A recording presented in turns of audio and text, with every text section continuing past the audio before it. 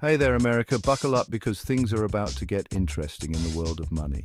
Yeah, I know, riveting stuff, but trust me on this one. The Federal Reserve, those folks who control the nation's purse strings, just threw us a curveball. They're thinking about cutting interest rates by a lot. Now, you might be thinking, wait, isn't the economy doing pretty well? And you'd be right. The American economy is looking pretty darn strong right now. We're seeing low unemployment. People are spending money like they're printing it in their basements. Please don't do that. And businesses are booming. So why on earth would the Fed even consider a rate cut? It's like giving a sugar rush to a kid who's already bouncing off the walls. Well, stick around because we're about to break down this economic head-scratcher. You see, the Fed's decision isn't just about the present, it's about the future. They have to think ahead, way ahead. They're looking at potential risks that could slow down the economy later on. Maybe it's trade tensions, maybe it's global economic slowdowns, or maybe it's just a precautionary measure to keep the good times rolling. Think of it as a safety net, just in case things start to wobble. By cutting rates, the Fed can make borrowing cheaper, encouraging businesses to invest and consumers to spend even more. This can help sustain economic growth and keep the momentum going. But of course, it's a balancing act. Too much of a good thing can lead to inflation, where prices rise too quickly. And nobody wants that. So the Fed has to tread carefully. It's a delicate dance, and every move counts. So stay tuned, because the Fed's next steps could have a big impact on all of us. Whether you're a business owner, a shopper, or just someone trying to make sense of it all, this is one story you won't want to miss. Thanks for watching, and we'll keep you updated as this story unfolds. Let's start with the good news, shall we? The American job market is on fire. We're talking unemployment rates so low they could practically limbo under a dachshund. Businesses are hiring like crazy, wages are finally starting to creep up, and people are feeling pretty good about their job prospects. It's enough to make you want to quit your job and, well, maybe not, but you get the point. This is good news for everyone. More people working means more people earning money, which means more people spending money, which keeps the whole economic engine chugging along. So far, so good, right? Here's where things get a little weird. Remember all those people who are earning more money and feeling good about the economy? Well, they're also spending like they've got a direct line to Fort Knox. Consumer spending is through the roof. People are buying everything from fancy coffee machines to new cars. Now, on the surface, this seems like a good thing. More spending means more demand, which is good for businesses. But there's a flip side to this coin. Savings rates are plummeting. Americans are saving less than ever before. It's like we're all collectively living paycheck to paycheck, even those of us who are doing pretty well. And that, my friends, is not a sustainable situation.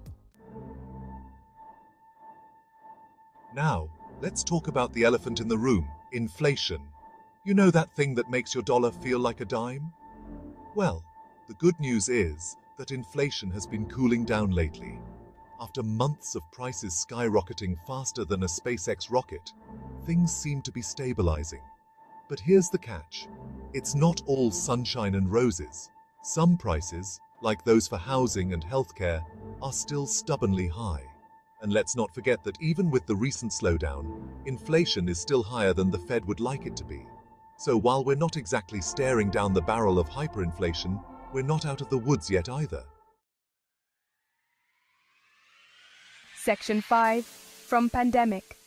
Plunge to post-pandemic power. The labor market's remarkable recovery. Remember the dark days of 2020 when the pandemic hit and the economy went into freefall? It was a time of unprecedented uncertainty and fear. Businesses shuttered their doors and the streets were eerily empty. Yeah, those weren't fun times. People were confined to their homes, unsure of what the future held. The silence in once bustling cities was deafening. Millions of people lost their jobs, businesses shut down, and the unemployment rate skyrocketed. It felt like the world had come to a standstill. The unemployment rate soared higher than a pigeon escaping a street performer. It was a stark reminder of how fragile our economic systems can be. But here's the thing about the American economy. It's resilient. Despite the challenges, it has an incredible ability to bounce back.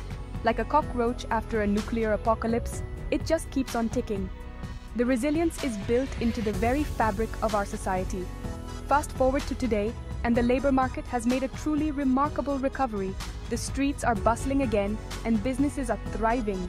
We've not only recovered all the jobs lost during the pandemic, but we've even added millions more. The job market is stronger than ever. This recovery is not just about numbers, it's about people.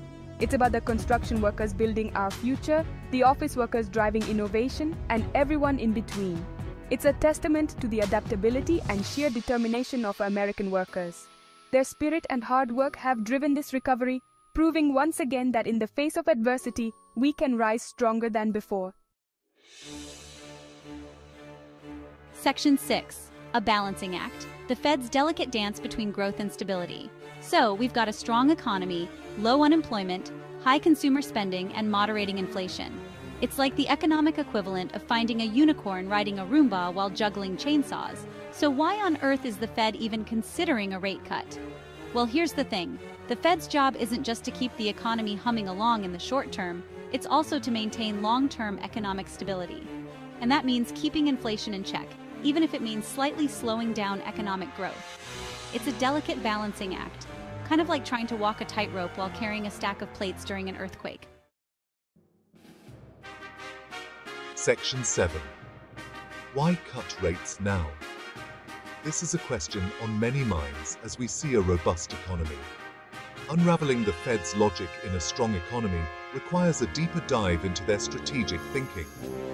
Okay, so we know the Fed wants to keep inflation under control. Inflation, if left unchecked, can erode purchasing power and destabilize the economy.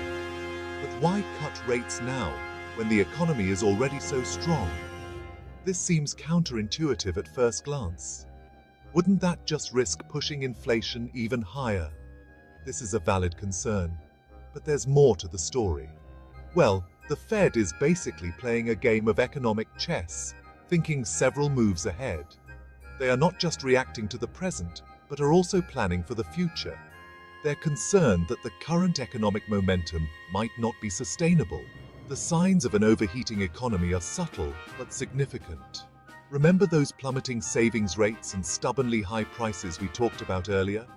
These are indicators that the economy might be running too hot.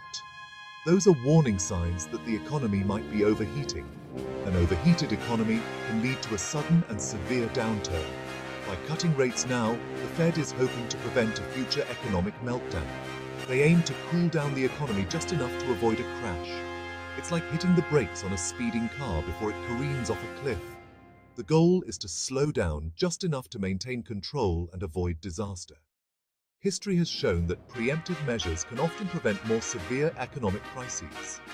The Fed's decision is based on lessons learned from past economic cycles. So, while it may seem paradoxical, cutting rates in a strong economy is a strategic move.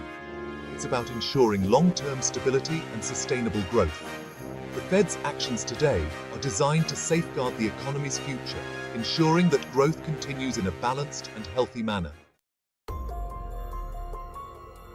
Section 8. Global headwinds, the looming threat to America's economic momentum. But wait, there's more. The Fed isn't just looking at the domestic economy when making its decisions, it's also keeping a close eye on what's happening in the rest of the world. And let's just say the global economic outlook isn't exactly rosy right now. We've got wars, trade tensions, energy crises, and a climate crisis that's making everyone sweat more than a politician under oath. All of these factors can have a ripple effect on the U.S. economy, even if things seem hunky-dory here at home. Section 9. The long game.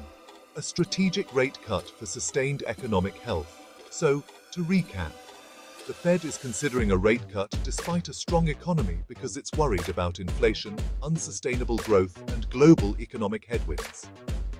It's a classic case of short-term pain for long-term gain. By tapping the brakes on the economy now, the Fed is hoping to prevent a much bigger crash down the road. It's like getting a flu shot. It might not be fun in the moment, but it's better than getting the full-blown flu later on. Section 10. The final word, navigating uncertainty with prudent monetary policy. The decision of whether or not to cut rates is a complex one with no easy answers. The Fed is facing a lot of uncertainty right now, both domestically and globally. But one thing's for sure, they've got their work cut out for them. Let's just hope they make the right call, because the fate of the American economy and our collective sanity depends on it. And on that cheery note, I'm going to go pour myself a stiff drink. Stay informed, America.